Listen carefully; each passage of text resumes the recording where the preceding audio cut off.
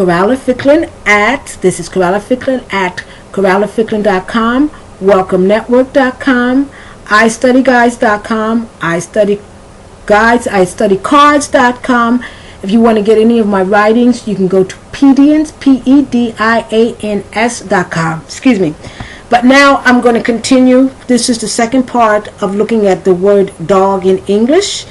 So I'm going to go straight to it. Now, we're talking about dog. But here, no, not but. It's the same difference.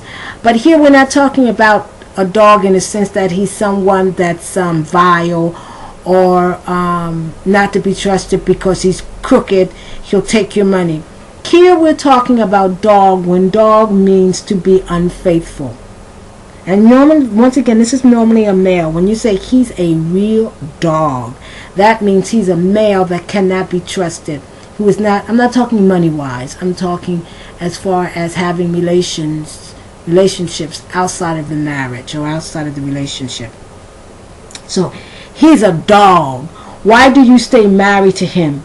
I don't get it. I don't get why you stay married to such a man. He's a dog.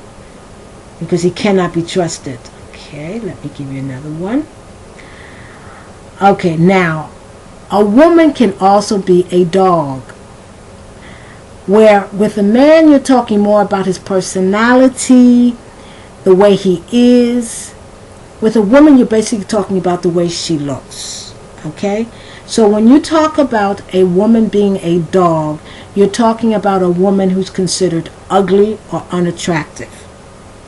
Other synonyms would be not much to look at, rough on the eyes, not much for looks. When a woman or when a man or anyone is not just ugly but very, very ugly, the person is not just called ugly, the person is called oogly. This is slang, it's more street English. In fact, it is street English. The person is called oogly. Ugly is spelled U-G-L-Y. Oogly is spelled O-O-G-L-Y. It's slang English. You have to be very careful where you use that. Homely, standard English. Not a very nice thing to call someone, but homely. This is slang, but I'm getting ready to say both of the things are slang, is even getting to the point of vulgar. Looks like the back of a bus, or homely as hell. Hell in English, you have to be careful using it. You're getting close to vulgar. Okay. So here you're talking about a woman who is considered a dog, and she's considered a dog.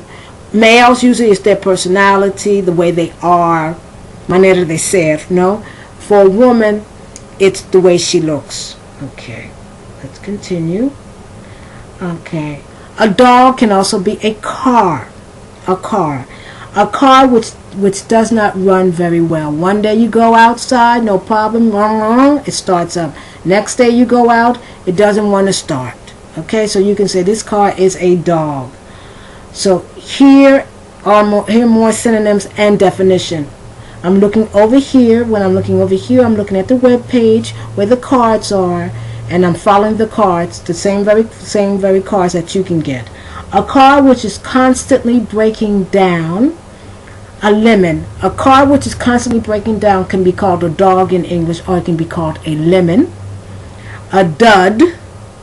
A junker. A piece of junk. A hunk of metal. All of that is slang. All of it. The definition of car which is constantly breaking down is standard English, no problem. But when a lemon is informal English, no problem totally. Somewhat. But when you call a car a dud, a junker, a piece of junk, and a hunk of metal, you're getting more into slang. Okay, now we're going to change. We're still using the word dog, but now we're talking about dog being something that is complimentary. Saying somebody is a dog, you're complimenting them. To call somebody a dog, and this is United States, and I'm talking about a male here, a male human being, you're calling someone, you're saying that he's a male, and you're saying he's my buddy, which is slang, He's my chum, which is slang. And in British English, I don't know if they use the word buddy or chum, but they use the word mate. He's my mate. In English, no. Mate has an entirely different meaning in American English. Okay? Alright, once again, you're talking about a dog being a friend, a chum, a buddy. British English, a mate. Or English that's spoken by the Scots, it's called marrow, M-A-R-R-O-W. Most Americans, including me, the only reason I know this is what it means, is that I do my research. A marrow means nothing in English. You know, marrow is the thing that's in your bones. That's it in American English. To call someone a dog, the meaning changes slightly. Instead of saying he's my friend and chum and buddy and marrow and a mate, he's like my brother. Or he's like a member of the family when you call someone a dog. You say, "No, John, don't talk badly about John. John is my dog. He is my dog." Okay? Which means he's my brother. And there's an expression that says, I got his back and he's got mine. And back is the thing that's back here.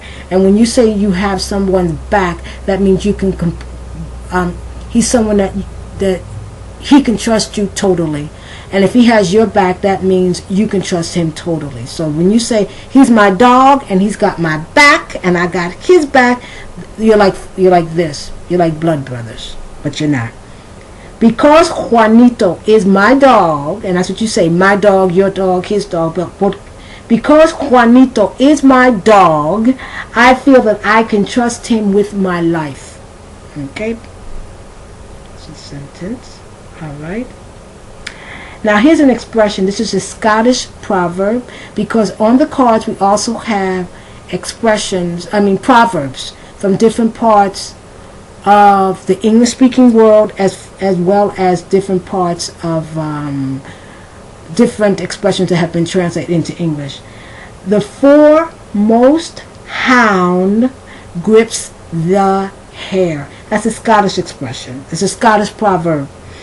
It's from 1721. An American would understand it somewhat. The foremost hound, a hound is a dog, is a type of dog. But in American English, a lot of times when you say hound, you're just talking about any dog. The foremost hound, the hound that's in the front, grabs, holds on to the hare, and the hare is a rabbit. Is an expression. It has its meaning in Scottish proverbs. The American wouldn't use this. They wouldn't know what it means. Okay, so let me give you the proverb in American English, and probably British English also. They probably have, they probably use this proverb. So here's the expression again. The foremost hound grips the hare.